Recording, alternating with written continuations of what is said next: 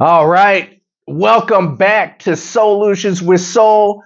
And we're back with our popular Dr. Ray. Good to Man. be here again. Yes. Well, here, it's actually my place. Yes. And now I just wanted to mention that. I know the decor looks different. We are honored to be at Dr. Ray's house doing this, our next podcast. We've had such good feedback on the discussions that we've had, or the discussion that we had for the first time before. So we're going to continue it rolling. And this episode, we are talking about immature masculine and feminine in the dynamics in the relationship. This is going to be a good one, juicy, all the things that you might need to hear. I also wanted to just point out, looks like in honor of me here. I thought that was so amazing. Did you know that actually you can put lollipops in here? Oh, dang. Yeah, that's what that's for. Literally. Yeah, that's amazing. I thought that was so cool. Yeah. When I saw that.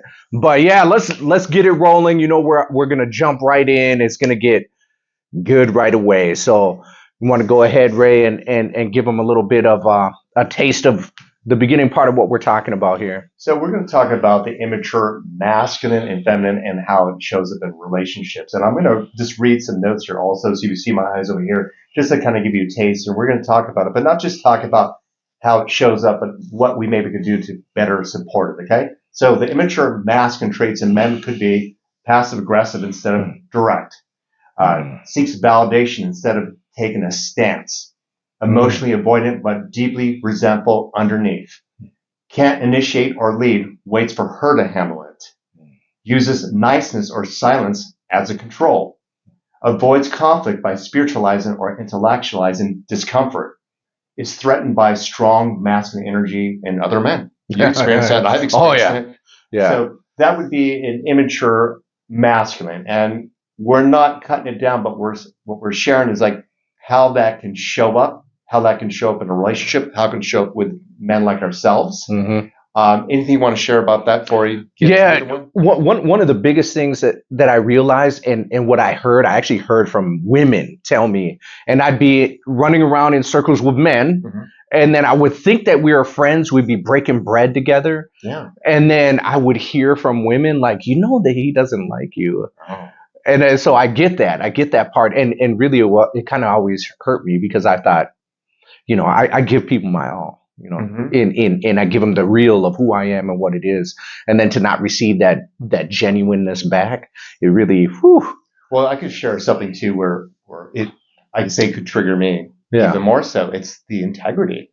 Yeah. Where's the bro code? Yeah. And typically with guys like that, there's not. There is not. Those are the nice guys that will say yes to probably any woman to take them to the airport at LAX at 5 p.m. in traffic. No, I'll do it. No problem. Because underneath they want to sleep with that woman. Yeah. Or when it comes to like say friendships, is that there's really no say integrity with that. Like with they'll just kind of if anything, they're seeking attention. Yeah. And they typically seek it in like passive aggressive ways. 100%.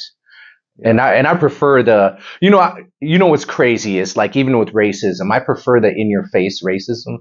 Okay. So I know where you stand. You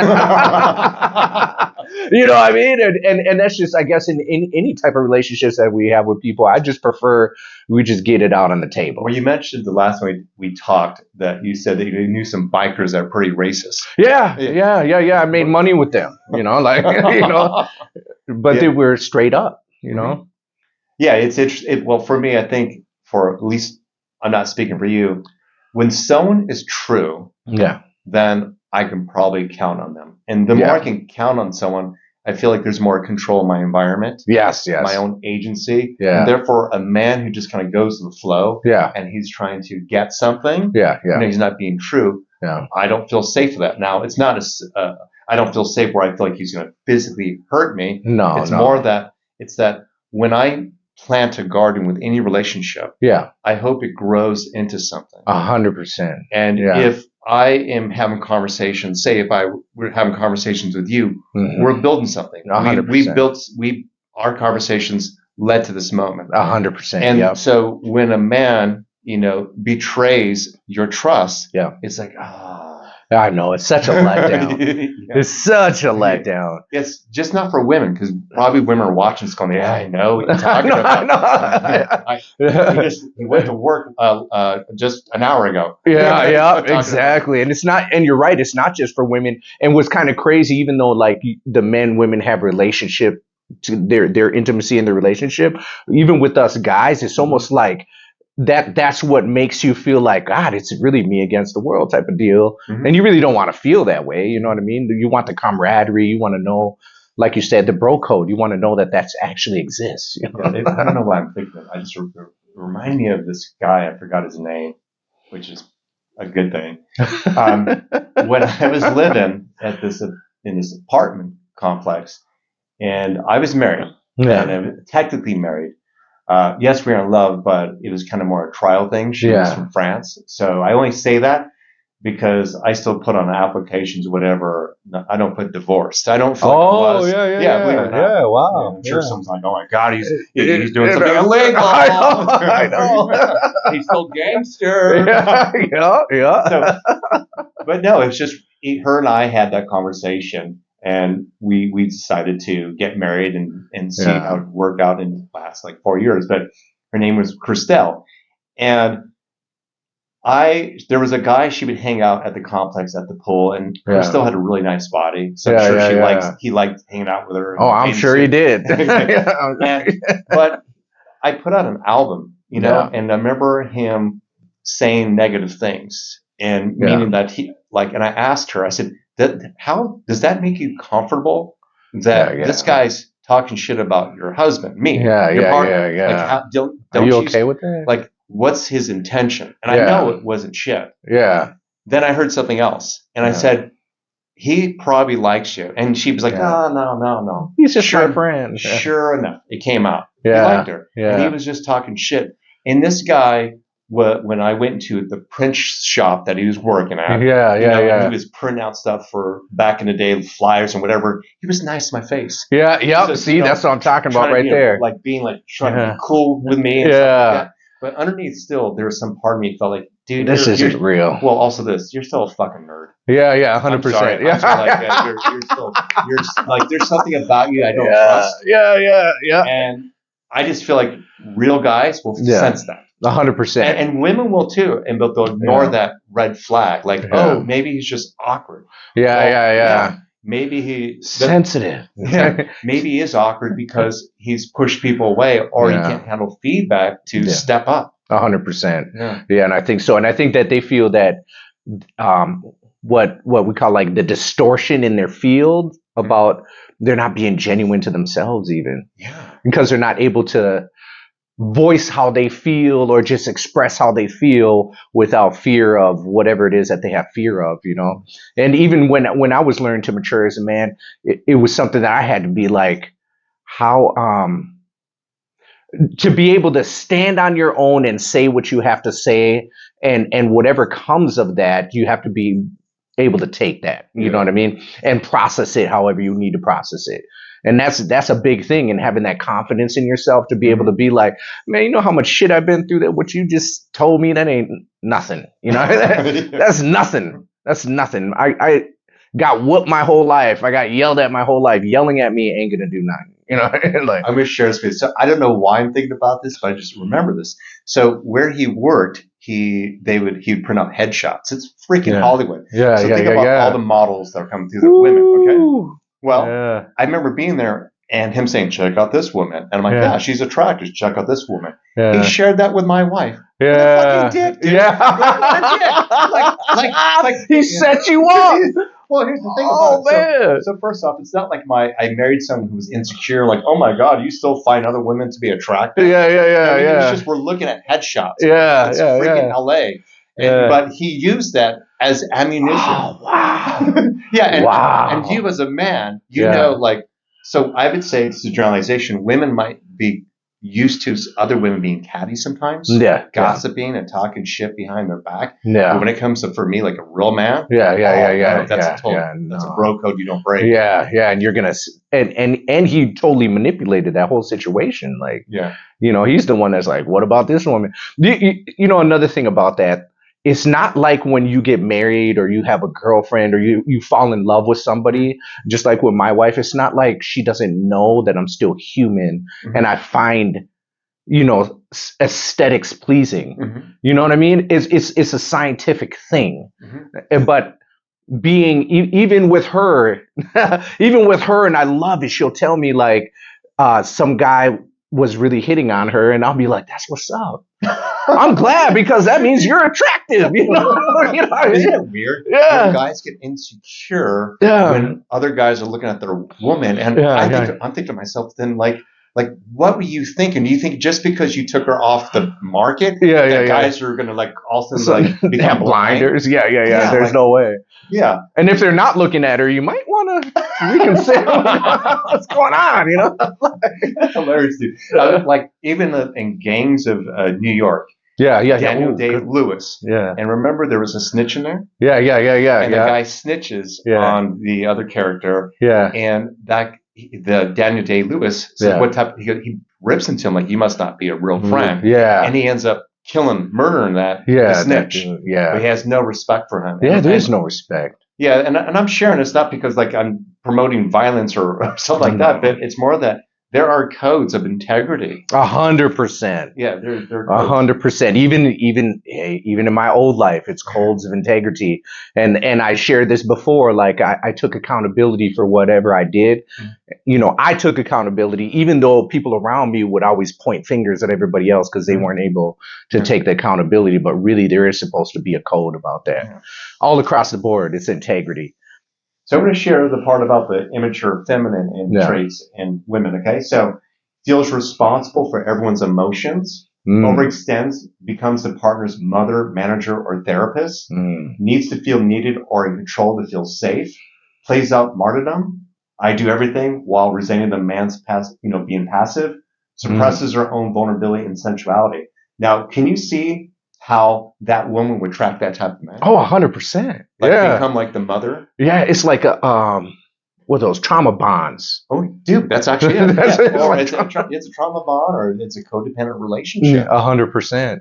And they just happen to fit just perfectly right in where it needs to be. So taking on them people's emotions and they're passive aggressive because they can't really talk about what they want, but it's still permeating underneath. I've seen it in my partner's relationships, and where she, her co-parent is always going to her for direction, what to do. And still does that. And where she was the one leading the relationship, and it created a lot of stress in a relationship. And I see that a lot in this area as well. 100%. But what's interesting is that what I've seen also as well is that when a strong man shows up, it's unfamiliar. It is. Feel safe. And yet with this man who is passive, this man who's more feminine, there is this, illusion or this idea that she is safe, but unconsciously it's that kind of that trauma bond relationship. And you're right, because it's weird because it's an illusion of feeling safe, right? But and my wife and I talk about this all the time, where women, they're more emotional, flowy, and it goes here and there, and then the man, we are the steady foundational container that can help the flow of how the relationship goes. We hold the space for it to move in a certain direction, because if we're both emotional and flowing all over the place, there's no direction. It's like, so this is how like a more feminine relationship be. Just imagine we're in a relationship and we're both in our feminine. Where do you want to eat? You go, I don't know. Where do you want to eat? I don't know. Where do you want to eat? You say, I don't know. What do you feel like eating? I don't know. What do you feel like eating? I guess we're not eating. But if it's like we're both in a masculine, but I want to go here. No, but I want this over here. We haven't had this in a while. You're right. No matter what, it'll clash, right? It doesn't really matter at all. So it's like you have to have that balance to be able 100%. to fit. I wanted to share some scenarios also. Yes, I'm in the notes here just so I don't forget, so I can be perfect. So there we go. We need that direction, right? Oh, before I go there is this. When we talk about masculine, or at least for myself, it could be a woman also. Yeah. It's like, for example, if parenting for both a man and woman, and when you're guiding, is a masculine type of energy. Yeah, the guiding. Yeah. That's it. And so it doesn't matter who's doing it. Yeah, it doesn't. But there's got to be some direction and flow in a relationship. Yes, 100%. Yeah, I just wanted to share that. Yeah. So some examples of what I just shared here are: a man avoids making decisions about money or parenting. His partner, exhausted, takes over and criticizes him for not stepping up. Yeah. He retreats further. She gets louder. The cycle in blame and guilt. Yes. Does that resonate? A woman uses emotional micromanagement to try to shape her partner into who she wants him to be, but ultimately loses sexual attraction for the very man she molded. Yeah. That's huge. The man becomes the good guy who never upsets her, but underneath he's angry, suppressed. Yeah. She senses the inauthenticity. Too much coffee, okay? You know what I'm trying to say. You want to say that word for me? Inauthenticity. Thank you. No worries. No coffee. And pulls away, not knowing why. That's so true. And I'm sure there's a lot of people that are trying to figure these things out. Yeah, another one here. A woman with unhealed sexual trauma may become either fiercely independent, I don't need anyone, or deeply collapses into victimhood, I'm always being hurt. Both are survival responses, not integration. In relationships, she might test men constantly to see if they're safe, but rejects them if they lead with healthy strength. She may crave containment, yet unconsciously sabotages it, fearing to be controlled. The man, if uninitiated into his own masculine core, will either over accommodate her wounds or resentfully rebel, never creating the safety or clarity she needs. Yes. So, by the way, I've been up since 2 a.m. That's why I'm slurring. Oh, yeah. You've been up, huh? Yeah, I have cortisol dysregulation because you didn't hold the container for me. I know. I'm sorry for that. I'm going to work on it.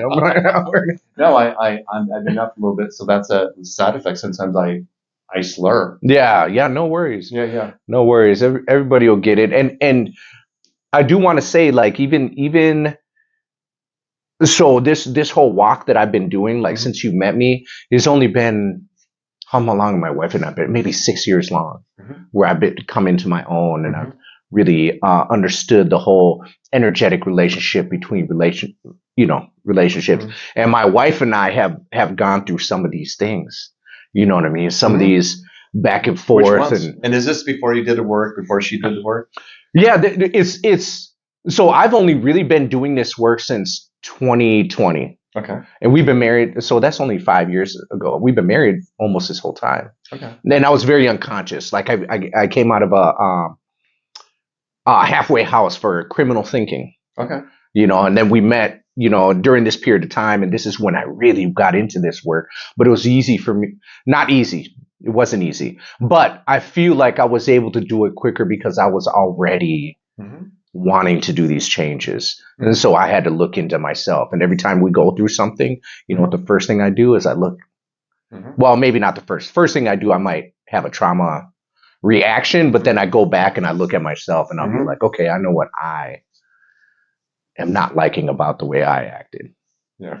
And so some of these things where, and by the way, we'll put these in our notes. Yeah. Put these underneath the videos. That's what they're for. Yeah. Like relationship may test men constantly to see if they're safe. I've had that. I've had some, I've even had a man avoids making decisions about money or parenting. And more because of the codependency aspect of it. Like, I want you to be cool with me. And that's, but the man in me though, and I think it's because it's who I really am. I still was always like, look, I really do have to communicate this. No matter what. I don't care. I really do have to communicate this. Yeah. But yeah. The thing is that people might be asking like, okay, so we hear this and this happens. How do you heal it? And, it's hard to like say address every situation. Yeah. But at the core, there's these like fundamental principles, and that's this: if you have trauma, heal it. Yes.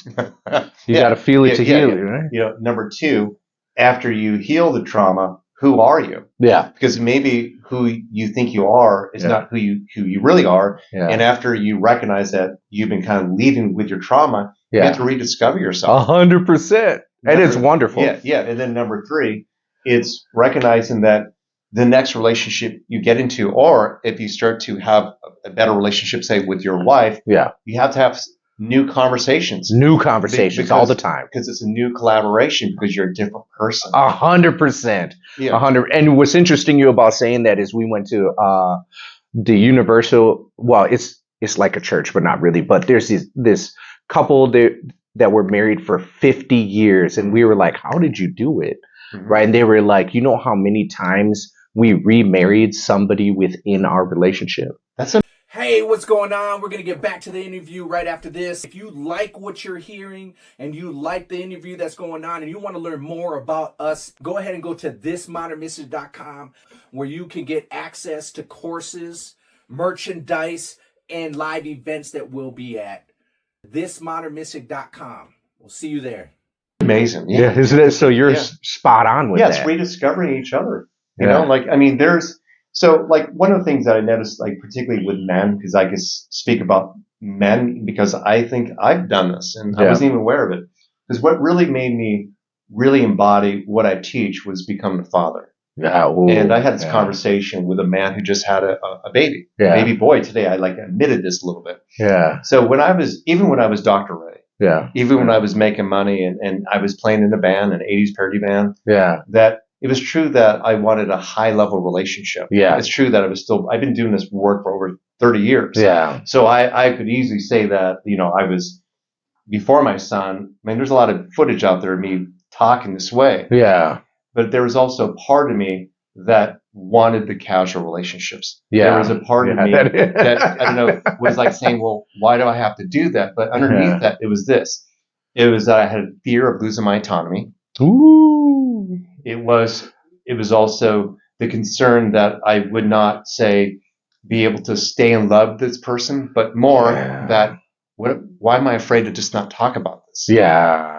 It was that there's no woman, maybe there's not a lot of women who can match me. Why there might be some truth in that, because I definitely have different expectations. I want someone who's conscious. Yeah. But underneath that I wasn't taking responsibility for the fact that, there was a part of me that not trusting the flow, trusting the universe, trusting God. Ooh, so, thank you for sharing this. This is raw stuff right here. So, even myself, I was able to hide behind it, but no one would really challenge it because they would say, well, fuck, he's got a doctorate in clinical psychology. If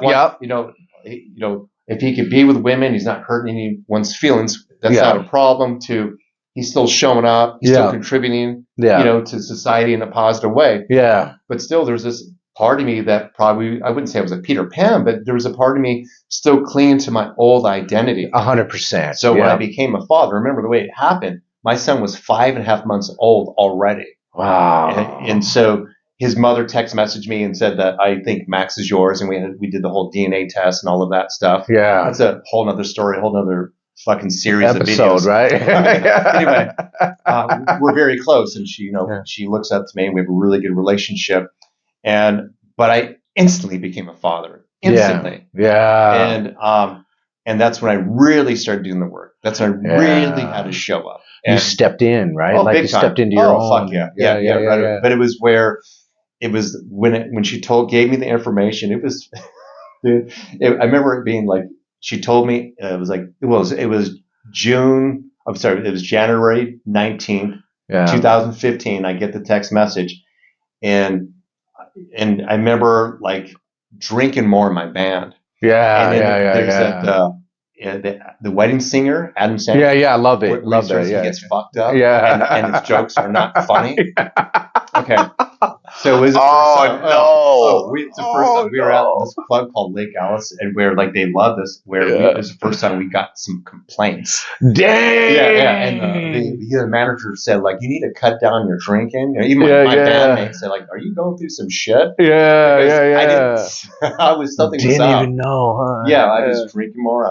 I was pretty upset and fearful and all that. Yeah. And then my business shut down for 3 months, literally emotionally. There wasn't anything really happening other than my emotions. Yeah. And then I left. I went to like a retreat to do some inner work, and I really had to just let go. It was like a major ego death or whatever, and That's embrace amazing. who I am now. Yeah, that's amazing. Yeah. I think, and you guys would have to watch the other episode that we did, but he talks about your relationship with your father, right? Oh, yeah. And I think when you said you instantly became a father, Yes. and I think that had a lot, like it almost just kicked in for you, where you were like, okay, I know I need to. Well, it's like this, for example, my father, he took on 2 boys, and he also had to work. He was in the military. And so he cooked. He was a damn good cook. Yeah. He did domestic stuff. He washed the clothes. Like he did all the things that women would do. Yeah. Pretty well rounded. Yeah. Left-handed like me as well. I don't know. Oh, that's what's up. I don't know if that's the creative. Right? Creative, or just a little more. I don't know. We just can kind of flow maybe a little bit better. Actually, I just heard something about that. I know what you're saying. You're more able to be ambidextrous, quote unquote, in life. Yeah. Something like that. Yeah.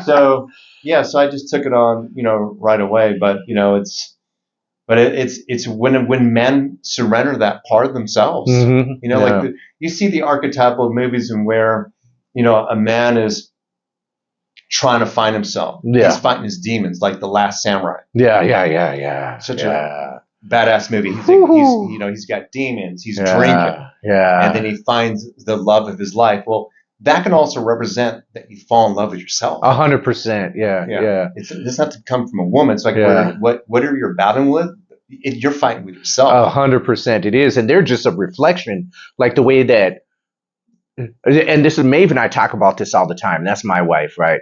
And we, how I never would have attracted her into my life if I wasn't already starting to do the work I did. And I did the same thing with the ego death, right? When I let go of myself, of who I thought I was, like I thought I was supposed to be a criminal. I thought it was me against the world. I thought I was a lone wolf. I really thought I was born to be those things. And then when I was finally like, God, I'm so tired of losing relationships. I'm so tired of not being connected with anything except for this life that always ends me up behind bars, And so then when I finally let that go and I started to learn to love myself and have empathy for myself and compassion for myself and do the work, that's when Maeve came into my life. It's amazing. Yeah. You see how that happens? Yeah. Like I want to share directly to a few things about these qualities. So say passive aggressive rather than direct. Underneath that is this: men watching this.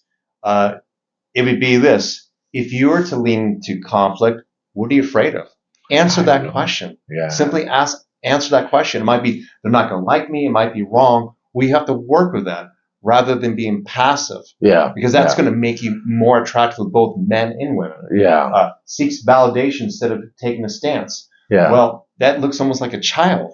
Yeah, it does. And that is where, because you don't have self-worth, so you hope you get it from others. 100%. So you need to love yourself. Emotionally avoidant, but deeply resentful underneath.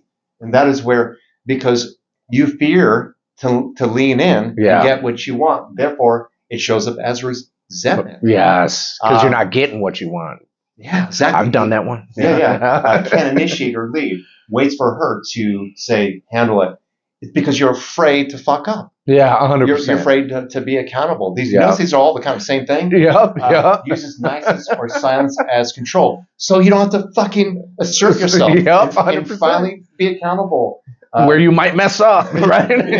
Like a child. See, it's almost still like a teenage boy. Maybe you got too many whippings. I don't know.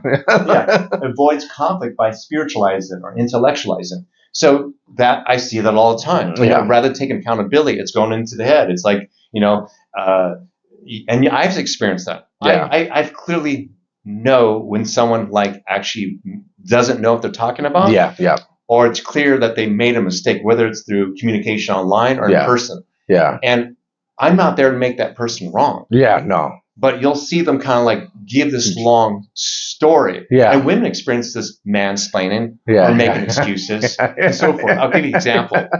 My son, Max, okay? This is about 3 days ago. And so he just sometimes can get really distracted like all children. But I'm also trying to help him, like, just finish fucking eating. Yeah. Yeah. Yeah. Yeah. It was just, he was eating. And when I went around a corner, he was playing with my roller. Yeah. for my back. And I said, dude, just like eat. And he said, well, I had to wash my hand. I said, but the roller is in your hand. It didn't just like fly into your hand. And he started to say something again. He just started saying something again. This is a really funny story though. But that's, he sees me get riled up because of that. Because I said, people won't trust you. Yeah. People won't trust you. Just show up, dude. You're not getting in trouble for like going from the roller to, instead of going to the food, you went to the roller. It's more that you're learning. Yeah. But when you make excuses, I can't trust you either. Yes, 100%. And then when Nicole and her son like left, and I made a joke because usually humor works. I said, dude, okay, so I want you to imagine. It's a fucking dick joke. So I said, let's do it. I go, okay, so imagine this, Max. I go, if you came in, it was the tables are turned around and you made me food, and then you walk away and you come back in there and I'm standing there by the TV, my dick in my hand. Yeah. I go, and you said, why don't you eat?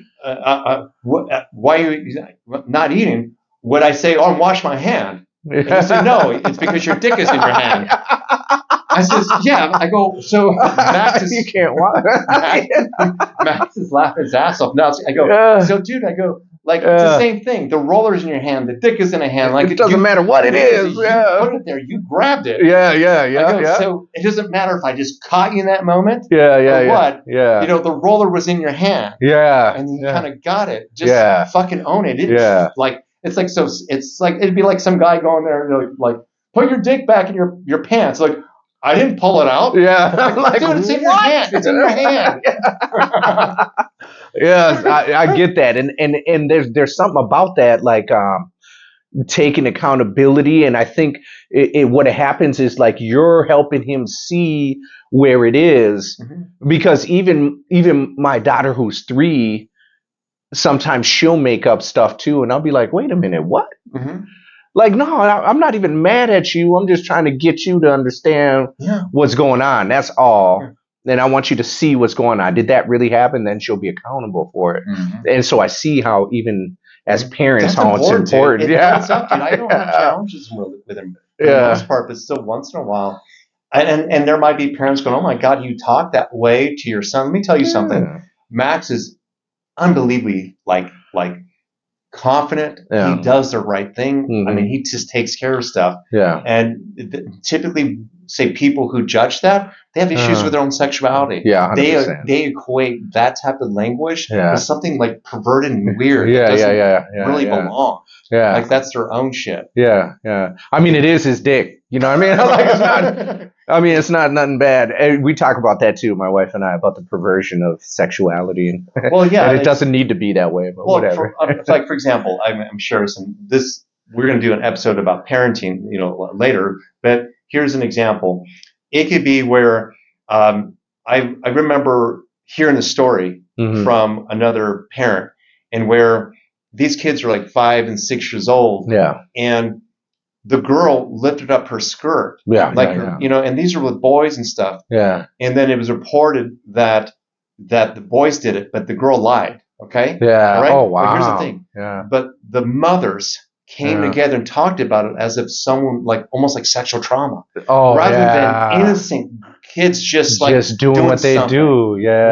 Like sexualizing as adults.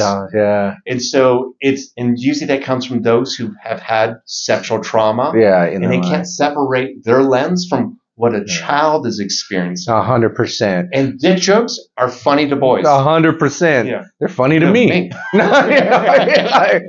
You know what's strange about that is when they did that, and I know we're going to talk about parenting, but it's like they created the trauma that the kid didn't even know existed. Dude, you have no idea that created a real problem. So they had to have a conversation about that conversation that had happened. Yeah, that's crazy to me. Yeah. And so I'm going to read a little list. Oh yeah, let's do this. The woman, just same thing. Yeah. That is the immature feminine traits in women. Feels responsible for everyone's emotions. It's more of this. You have this. It'd be asking this question: What if? Could I be okay if someone's not happy? Yeah.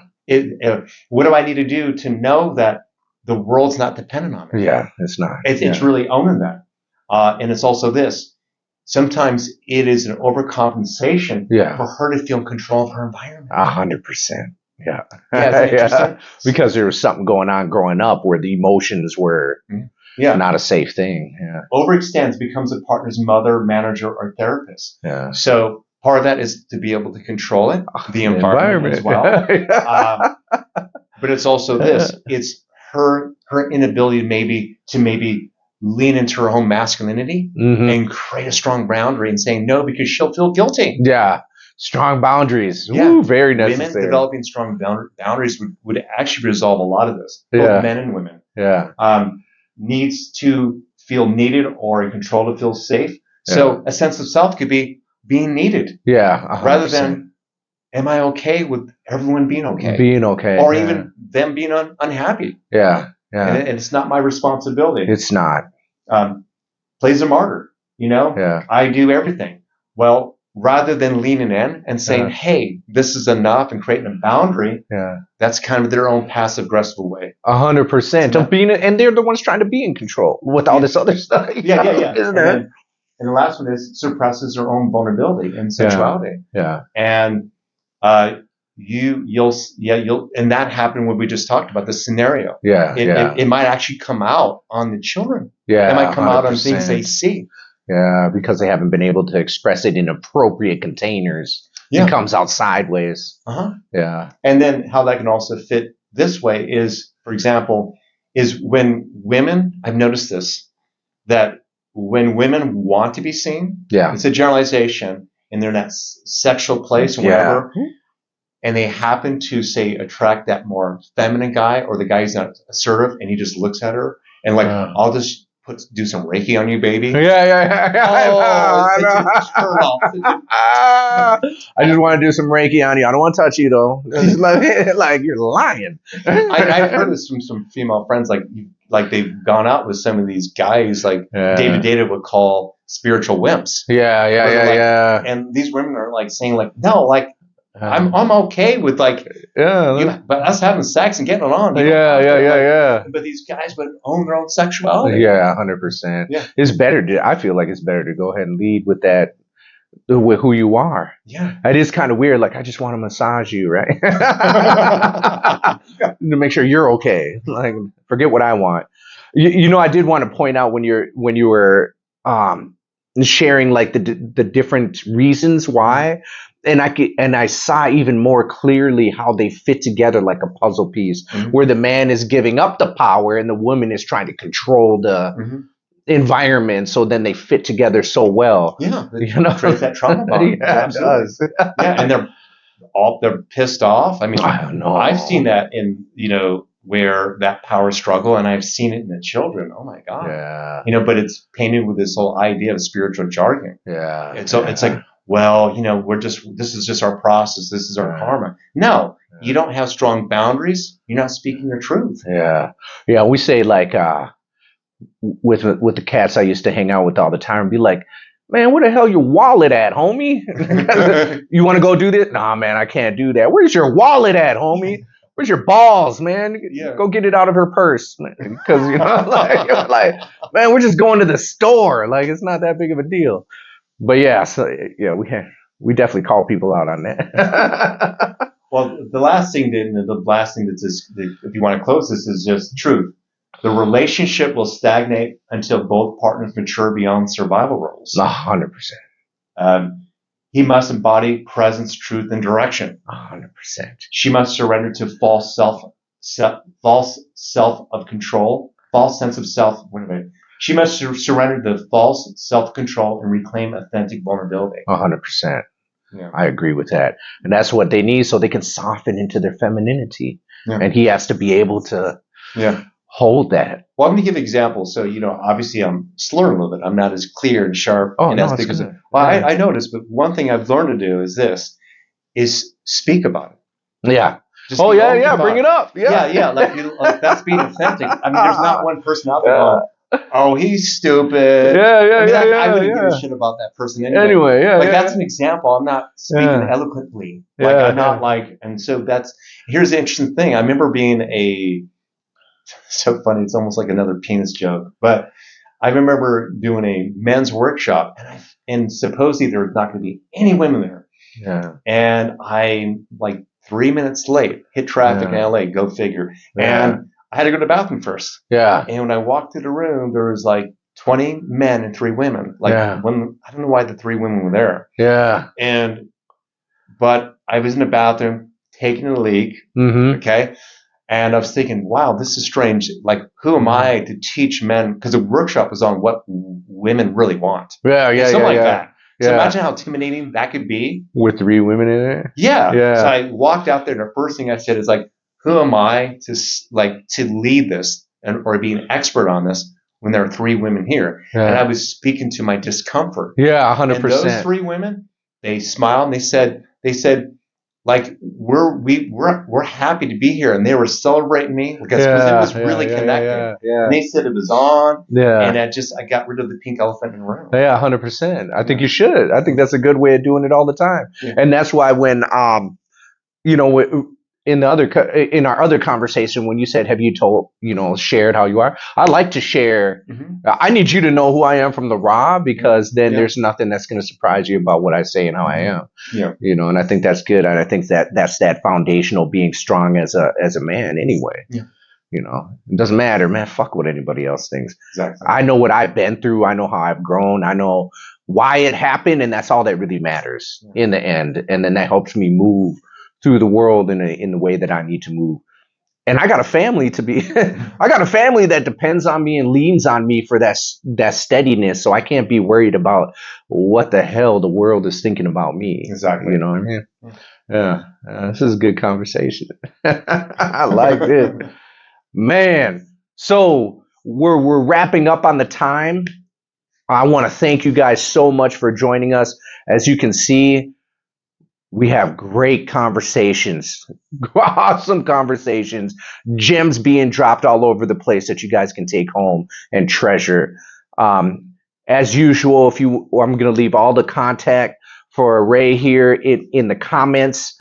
All the comments, make sure that you do yourself a favor and check out his content. Read his book. Take the time to expand with what this man has to offer. And it doesn't matter if you're a man or a woman, masculine or feminine. If you want to peep into the man world, go ahead. Go ahead. We ain't afraid of that, Yeah. And is there any other thing else you wanted to close out with? I follow Soul. I mean, he's pretty amazing. He's a real deal. And that's why I keep doing this with you. And I appreciate the plugs. Yeah, I appreciate you too. Yeah, brother. Well, thank you guys, and stay tuned for the next episode.